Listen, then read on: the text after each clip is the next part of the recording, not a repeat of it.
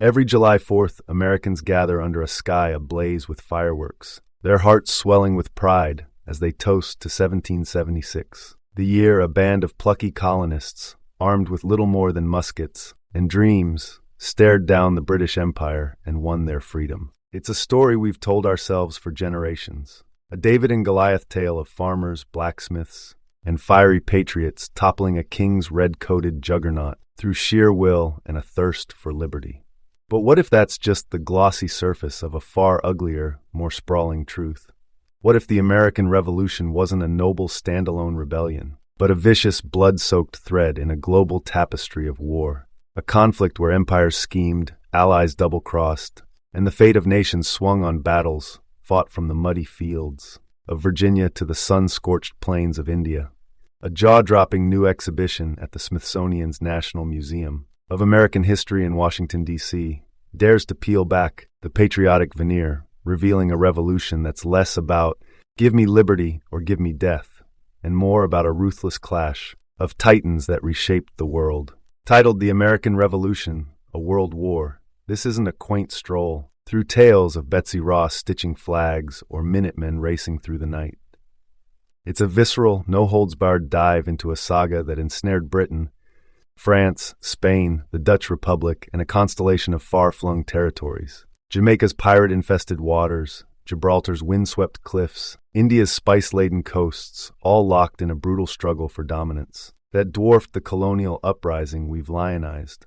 If this war hadn't spiraled into a global inferno, with foreign powers tossing their chips on our table, the United States might still be a footnote in Britain's ledger, declares David K. Allison, the exhibition's curator, project director, and co-author of a forthcoming book that's set to blow the dust off history's shelves.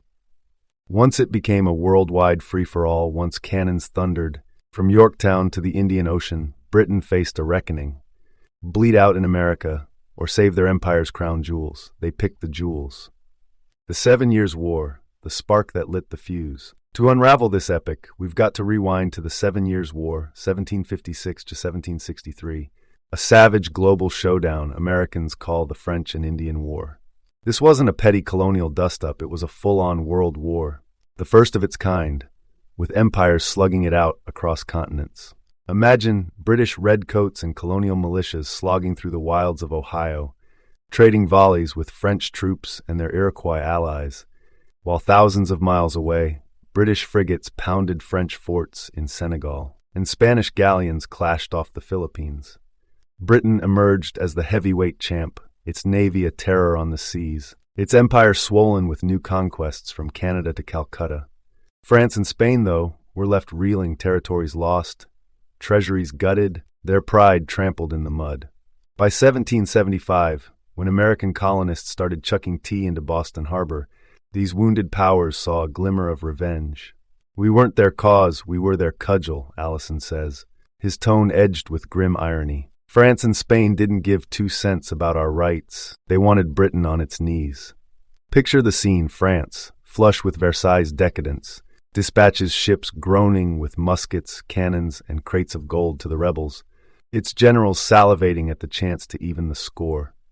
Spain, still smarting from past defeats, pours in troops and silver, its king eyeing a shot to reclaim lost glory in Florida and beyond. The Dutch Republic, a scrappy merchant state with a nose for profit, slips into the shadows, smuggling gunpowder and supplies past British patrols, their traders grinning at the chaos. This wasn't a brotherhood of liberty, it was a syndicate of spite. Britain, its armies bogged down chasing rebels through Carolina swamps and Massachusetts woods, soon found itself in a multi-front nightmare. By 1778, the war chest was hemorrhaging, and whispers grew in London's halls.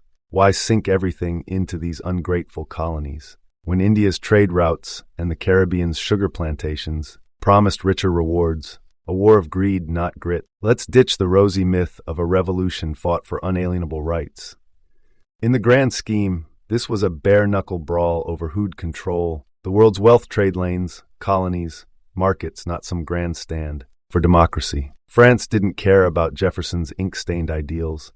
It wanted Britain's shipping empire gutted. Spain wasn't moved by Franklin's wit. It craved a stronger grip on the Americas and a crack at Gibraltar. The Dutch, they just saw a fat payday in free trade with a new nation. For these powers, backing America's rebels was a high-stakes bet. If the colonies broke free, Britain's economic machine would stall, and the winners would carve up the spoils. This wasn't our war of independence, Allison says, his voice cutting through the haze. It was their war of opportunity, and we were the bait. The exhibition's beating heart is a pair of electrifying French paintings. The Siege of Yorktown and the Surrender of Yorktown, restored gems by Louis-Nicolas van Blarenberge that shred the sanitized story we've clung to. You've seen John Trumbull's The Surrender of Lord Cornwallis, Washington and Lincoln stealing the show, a patriotic centerpiece in the Capitol. Van Blarenberge's works flip it upside down. Americans are bit players, skulking on the fringes, while French soldiers and ships strut as the real victors, their cannons smoking, their banners high. It's a brutal wake-up call, a window into a truth we've buried, under layers of star-spangled pride. Our revolution wasn't won by us alone. Yorktown, the French gambit that changed everything. October 1781, Virginia's coast, General Cornwallis hunkers down, his army ragged, his hopes pinned on a British fleet steaming to his rescue. The Chesapeake Bay glitters under a gray sky, then fills with French sails. Admiral de Grasse, a naval maestro, slams down a blockade, his warships shredding Britain's escape plan with broadsides that echo like thunder. On land, General Rochambeau's French artillery gleaming, precise, relentless, blasts Cornwallis's defenses to rubble, dwarfing the scattered shots of American militias. Cornwallis surrenders, his sword lowered, not just to colonial pluck, but to French might. Yorktown was a lifeline we didn't earn, Allison admits, his words heavy. Without France's navy, Spain's silver, and Dutch cunning, we'd have been crushed and fast. But the war didn't wrap up neatly in Virginia's mud. Across the Atlantic, France and Spain hatched wild schemes, a full-scale invasion of Britain's shores, a siege to pry Gibraltar loose. These gambits flopped, Britain's bulldog tenacity held firm, but the strain was too much. London's war planners turned eastward, zeroing in on India's endless riches as the real endgame. The revolution's final shots didn't echo in 1781. They roared in 1783 at Cuddalore, India, where British and French troops clashed in a sweltering, desperate scrum over colonial turf. Picture it, dust choking the air, bayonets flashing, a battle thousands of miles from Lexington, deciding the fate of a war sparked by tea taxes. This wasn't America's triumph, it was the world's upheaval. The treaty that redrew the map. By September 1783, the Treaty of Paris brought the madness to a close.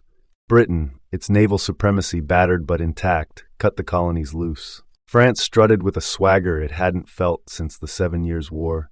Spain tightened its hold on the Americas, and the Dutch stumbled away, their trade dreams dimmed. The Smithsonian exhibition resurrects this whirlwind with artifacts that pulse with the past, a French cannon, its barrel scarred from Yorktown's fire, a model of de Grasse's Ville de Paris, a wooden titan that turned the tide, and a haunting portrait of Washington by Charles Wilson Peale, once hung in Rochambeau's home, a relic of the fragile pact that birthed a nation. Lafayette's spotlight, Rochambeau's sacrifice. We've all heard of the Marquis de Lafayette, America's golden boy, the young Frenchman who crossed an ocean for our cause. The exhibition slices through the hype. Lafayette was a spark, not the fire. His 1824 tour cemented his fame. Think commemorative plates, a quirky dicky, even World War I pilots in the Lafayette Escadrille soaring in his name. But it was Rochambeau, the grizzled warhorse, who delivered Yorktown's knockout blow. These relics tell a deeper story. Our freedom wasn't a solo act, but a debt to forgotten hands, a chorus of foreign voices drowned out by our own anthems, the native shadow. And what of the land's first people?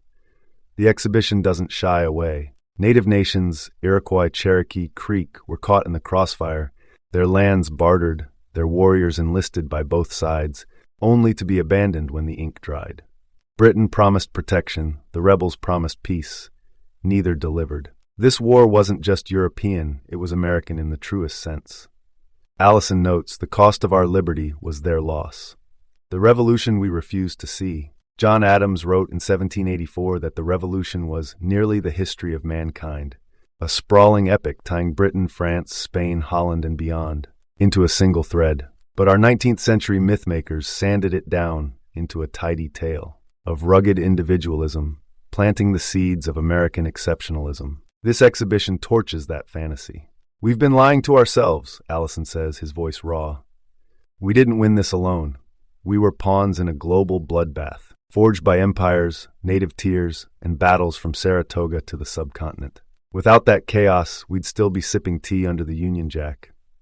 The American Revolution, a World War, curated by David K. Allison, runs from June 26 to July 9, 2019, at the National Museum of American History. It's not a history lesson, it's a revelation, a gritty mirror reflecting a nation, born not in purity, but in a crucible of betrayal, sacrifice, and a world torn apart.